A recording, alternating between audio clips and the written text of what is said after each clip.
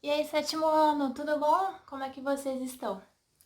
Então, a gente está passando por esse momento aí de quarentena, certo? E nesse meio tempo nós vamos ter algumas videoaulas, né? Eu vou passar alguns videozinhos para vocês. Espero que essa quarentena possa passar bem rapidamente, certo? Para que a gente possa logo mais estar juntos, presentes aí. Então eu vou dar continuidade. Lembra que nós estávamos no capítulo 2 do livro de história? E aí eu comecei a falar sobre as dinastias, certo? Essas dinastias que começam lá em Portugal, que tem a Revolução de Avis. Pega o livro de vocês e vai acompanhando aqui o que eu vou falar, beleza? Eu pedi para vocês marcarem um monte de coisa, expliquei a primeira parte, e aí eu vou dar continuidade. Por quê? A gente está falando de um período das grandes navegações, certo? E essas grandes navegações, a gente vai ter três países que se destacam. Recordem que eu falei isso também em sala. Portugal, Espanha e Inglaterra. Esses três países eles se destacam nas grandes navegações. Massa? Top! Quando eu falo em idade moderna, eu também estou falando em poder absolutista. Lembra que poder absoluto é aquele poder concentrado na mão de uma única pessoa, ok? Beleza? E aí, o que acontece? Quando a gente fala nas grandes navegações, a gente tem que pensar que vai ser um momento de descoberta, de grandes descobertas, de grandes navegadores. A gente vai ter o Colombo, por exemplo, que vai chegar aqui nas Américas. A gente vai ter o Pedro Álvares Cabral, certo? Lembra que tem o Tratado de Tordesilhas, que eu vou falar mais pra frente. Mas o Tratado de Tordesilhas, só para deixar aqui para frisar, que vai ser um acordo feito entre Portugal e Espanha. Na verdade, eles já sabiam que havia, na verdade, terras do lado de cá, e aí eles vão fazer esse acordo para delimitar, ó, essa parte aqui é minha, essa parte aqui é de vocês, certo? Que aí tem o Tratado de Tordesilhas.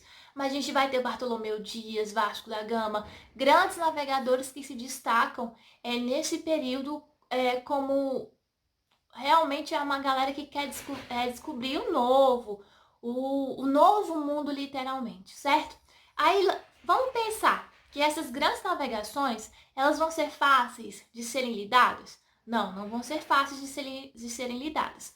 Até porque a galera não tinha uma noção ao certo de como era a Terra. Lembra que eu comentei com vocês que as pessoas achavam que a Terra era plana, né? Que havia vários mitos naquela época que as pessoas achavam que se você fosse navegasse muito ao norte, você poderia morrer congelado. Se navegasse muito ao sul, você poderia, sei lá, o seu sangue ferver e morrer do mesmo jeito. Se você caminhasse, navegasse muito ao reto, poderia cair no abismo. Então as pessoas tinham uma imaginação muito fértil.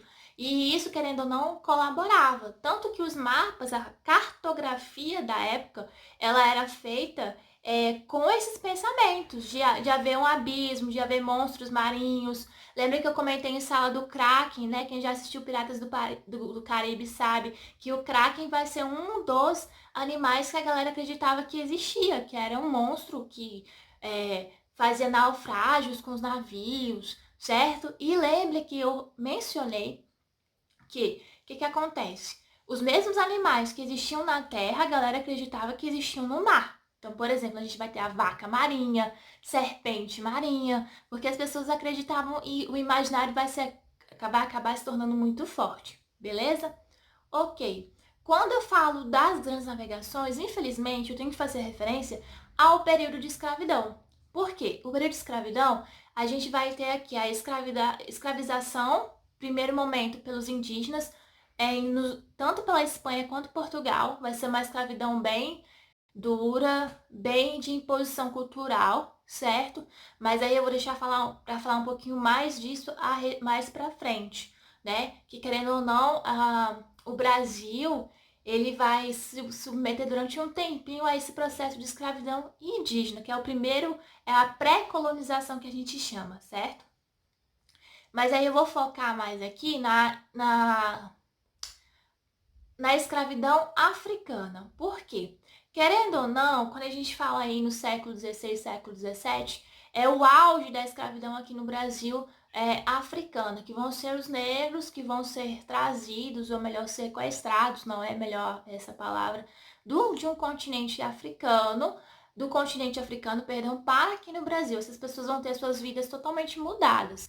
E, infelizmente, vão sofrer castigos corporais, não é? Vão ser punidos, vão ter uma vida muito difícil, não vai haver direitos para essas pessoas. A gente sabe que essa galera vai trabalhar duramente, não tem nenhuma responsabilidade, nenhuma empatia por elas, porque infelizmente eles vão ser tratados como objetos. E aí nós temos o que eles chamam de navios tumbeiros, né? Que é o transporte que era feito do continente africano para cá. E esses navios tumbeiros, querendo ou não, tem esse nome, tem essa nomenclatura, porque na verdade pareciam como tumbas. Praticamente nem todos os escravos que chegavam aqui chegavam em boas condições, e infelizmente alguns destes casos a gente pode falar que eles chegavam já mortos, certo? E isso vai durar durante 300 anos o período de escravidão aqui no Brasil. Mas vamos falar aqui da questão cultural. Os bantos, por exemplo, que é um grupo, né? Vamos falar assim, um povo que foi trazido do continente africano para cá, ele vai ter muita influência. Com certeza, vários aspectos da nossa própria cultura fazem referência a essa mesclagem, a essa mistura da cultura africana com a nossa. Por exemplo, a gente tem alguns instrumentos como o bambu, o tambor, certo? A gogô, a própria capoeira, a feijoada, certo? São influências da cultura africana, perdão. E aí a gente vai falar de cultura afro-brasileira. Todas essas influências estão presentes no nosso dia a dia. Isso é importante? Isso é muito importante, certo? Porque, querendo ou não, a gente está falando sobre características, né? Sobre influências que até hoje nós vivemos no nosso cotidiano. A gente está falando de vatapá, pé de moleque, a gente está falando de um monte de coisa. A própria feijoada, né? Que é presente no nosso dia a dia, que teve influência lá atrás e perdura até hoje. Beleza? Então é isso, ó, a gente termina esse capítulo aí. Eu vou passar uma atividade. Lembrando que eu também vou deixar um videozinho para vocês assistirem, para relembrar da última aula que nós tivemos sobre a Idade Média, beleza? E é isso aí. Beijos e fiquem com Deus.